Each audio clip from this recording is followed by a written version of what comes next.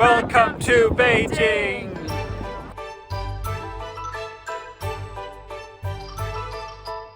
Blue skies, warm sunshine and the sweet scent of spring.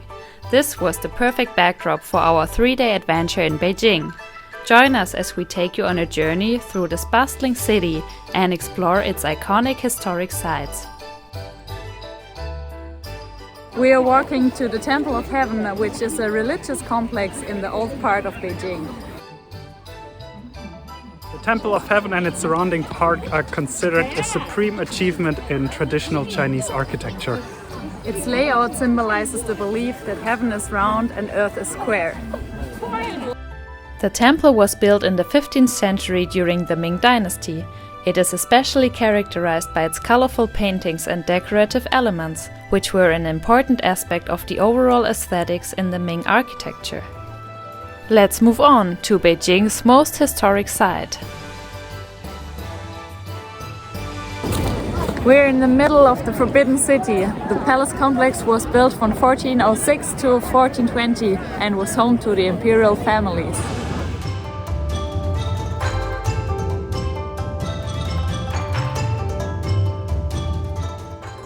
The number of beasts on the roofs indicate the rank of the buildings in whole Beijing, and there is no higher rank than the Palace of Supreme Harmony, with 11 beasts on its roof.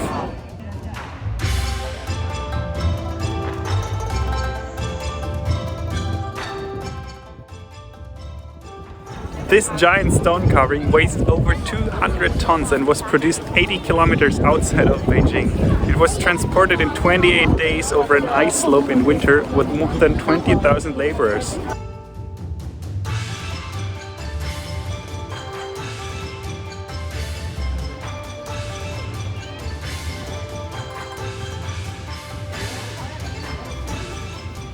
You can spend several hours exploring all the palaces. But we have another impressive site to visit, so let's move on.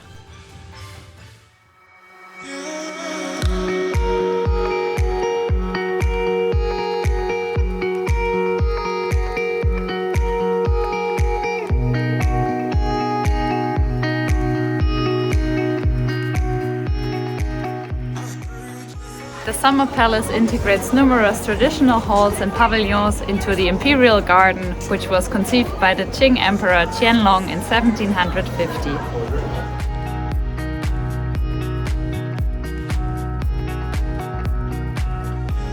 The Summer Palace served as peaceful retreat for the emperor in the countryside that was still within easy access to the capital.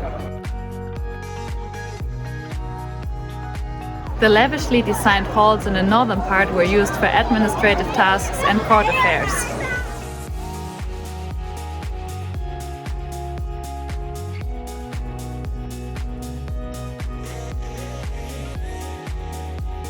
The 34-meter-long marble boat was constructed in 1893 using money that was earmarked to build a modern Chinese navy. The Kunming Lake is located in the southern part of the recreational area. Next to the lake is the 700-meter-long corridor providing shelter from sunlight and rain. The horizontal bars are painted with sceneries from West Lake in Hutong.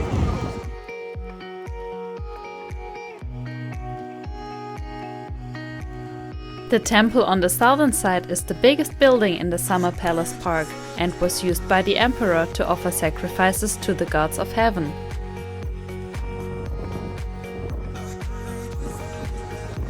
After visiting so many astonishing places, we need to fuel ourselves up with some typical Beijing food. We are now about to dive into local cuisine with a food walking tour in Beijing's hutongs. So let's see what we're gonna get. We just got on the tuk-tuks, which are gonna take us today to 5 different restaurants. And we're gonna start with our beer. Cheers! First, we're gonna have the traditional Beijing noodles, jiajiangmian.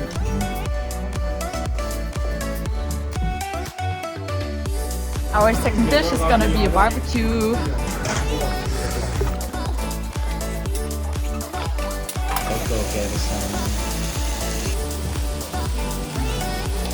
Next we're having the so-called doorknob meat buns, which are incredibly juicy and were created for the empress in ancient times.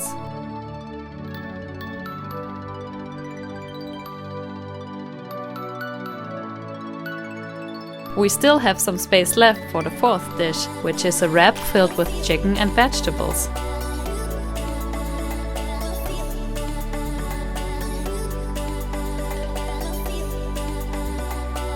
And finally we're finishing the day with a cup of Beijing brewed beer. What a day! Our next day started with a quick visit to the majestic bell and drum tower right by our Hutong hotel, before riding towards the 798 Art District in northern Beijing. 798 Art District is an old industrial park that is now a center for young art enthusiasts. Old factory buildings are serving as ateliers and coffee shops. Dashanze factory complex, once a hub for industrial production, has a fascinating history. Built in the 1950s in cooperation with the Soviet Union, it played a critical role in China's first 5-year plan to boost manufacturing. Interestingly, the area's history is also linked to East Germany. The complex was built in a functional Bauhaus-influenced style. Worker skills were honed by frequent personal exchanges and trainings in cooperation with East Germany. It offered considerable social benefits to its 10,000 to 20,000 workers. Despite its transformation, traces of its industrial past remain, with rusted machinery and abandoned factories adding a unique element. The glimmer of sunlight on metal, the play of shadows across concrete walls, the contrast between the old and new make it a unique and fascinating place to visit.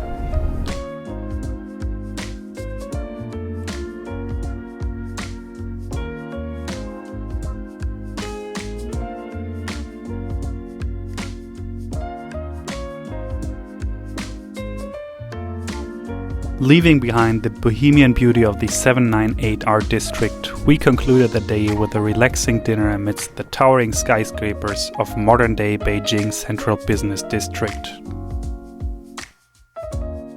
We needed to refuel ourselves for the adventurous hike awaiting us at the Great Wall.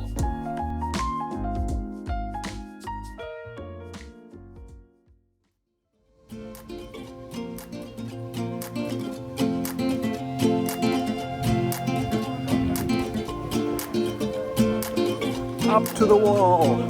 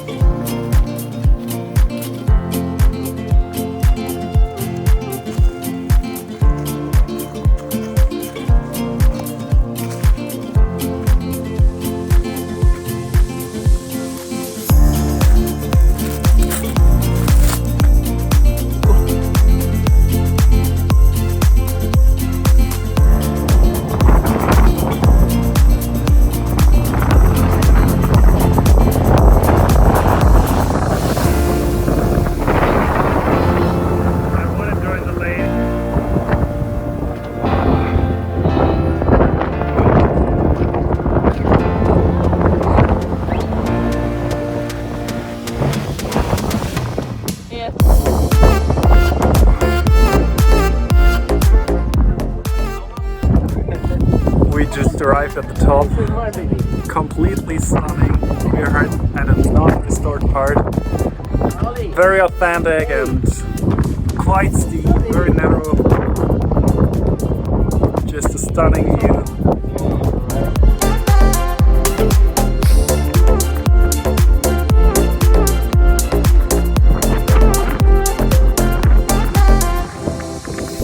Coming from a small village, we climbed the Great Wall of China. Now we are walking on the unrestored part of it back to Mutianyu.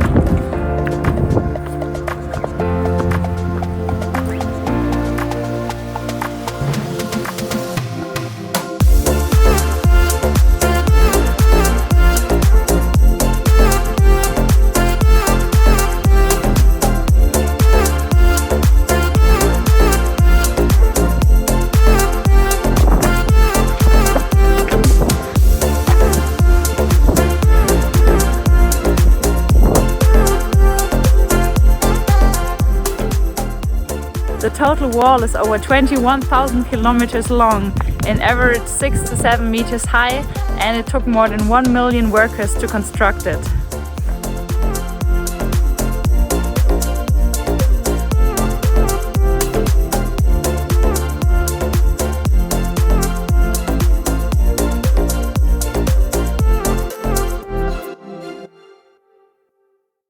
We finally arrived at the reconstructed area of Mutianyu, which marks the endpoint of our travel to Beijing. It was a splendid adventure. We really enjoyed it a lot.